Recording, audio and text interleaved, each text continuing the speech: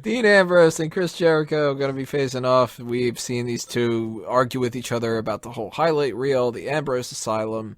Really, between people on the roster, this was a feud I really wanted to see, and this could have been a WrestleMania feud for that matter.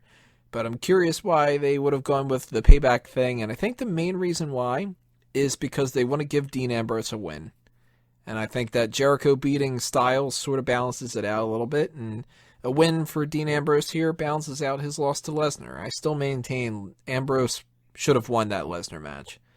Doesn't really hurt him too much, but a win over Jericho here propels him back into that main event spot even more and, kind of soothes the pain a little bit, I guess you could say. But maybe on the same boat, maybe not. Wake, I'm going to start off with you because you were pro Lesnar when it came to that. Does Dean Ambrose need to win this against Jericho to make up for that, or is it something that he can lose again? Here's the thing. He doesn't need to make up anything for losing to Brock Lesnar. It is Brock fucking Lesnar. He is a former UFC fighter, a UFC heavyweight champion. Nobody in the WWE should be beating him. So yeah. As far as him, does he need a win against Jericho? Yeah, because they booked him like shit for the rest of the fucking 2015 and 2016. So, yeah, Brock Lesnar thing I don't have an issue with. Would it have done wonders for him? Sure, but you've also got to keep Lesnar strong, otherwise his matches mean nothing. So, yeah, he definitely needs to win against Jericho here. Now that Jericho's beat AJ Styles, he doesn't need to beat two upcoming talents. Though he'll tell you differently on Twitter. Fucking love his Twitter. He's going to bury him all, right? Bury them all. Drew, what do you think? Well, I think that Dean Ambrose should beat Chris Jericho because he's on my fantasy team. You did an RVD right there. Yes. But I don't know if he necessarily needs it, but I have no idea how long Chris Jericho is going to be around this time. So if Chris Jericho were to stay around for the rest of the year, possibly, then I wouldn't be upset if Chris Jericho won here. Chris Jericho, he's pretty much proven over the past couple of months that he is still a force to be reckoned with, something that WWE and him didn't really take advantage of for the few years that he's been doing these on again, off again stints where he pretty much loses every match.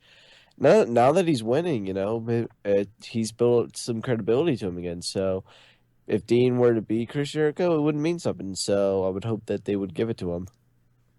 I'm convinced Jericho's leaving after this match. You think he is? Yeah.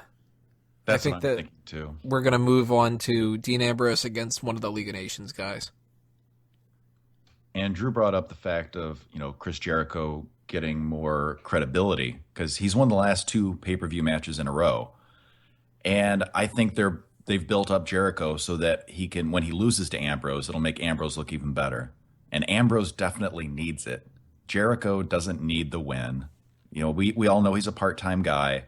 He's not, I don't think he has much of a long-term goal for 2016.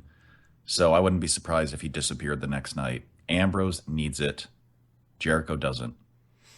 He might actually, now that I'm thinking about it, he might not leave right after Payback. They might drag it out just to Extreme Rules. Just to kind of get like some kind of a gimmick match between these two. Like Jericho loses to Dean Ambrose at Payback and he's pissed. And he's like, you know what, I'm going to challenge you to, I don't know, what would be like a gimmick that would work? Because Ambrose just did that street fight, so they're not going to just do that again. Steel cage. I was just going to say, it wouldn't make sense to do the steel cage because they're not trying to keep anybody out. They usually try to do that. Maybe just like, maybe a false count anywhere if they want to bring that back. Maybe, because they're not like in a bitter feud where it's like, I got to do a Hell in a Cell or something like that. But 2 out of 3 falls. yeah, maybe even something like that, like a 2 out of 3 falls. And then Jericho definitively loses again, and then he's just kind of like, fuck this, I'm going for a couple months. Like Jericho could have another beer drinking contest. maybe that's the case. Maybe they just fight over that plant. Whatever. Ambrose should just interrupt the fucking highlight reel and take a piss in his plant. Just do it, WWE. Why not, right? That'd be funny as fuck. I'd laugh. Whatever ends up happening with that, though, that's far enough down the line that we got to see if he even makes an appearance on the Monday Night Raw after Payback first. But I do think this is an Ambrose win here. Seems like everybody else is kind of going on the same prediction. But if you guys disagree and you think Jericho's winning, drop a comment below and tell us why. And we're going to continue on. Next part is part 9. And that's going to be Baron Corbin versus Dolph Ziggler.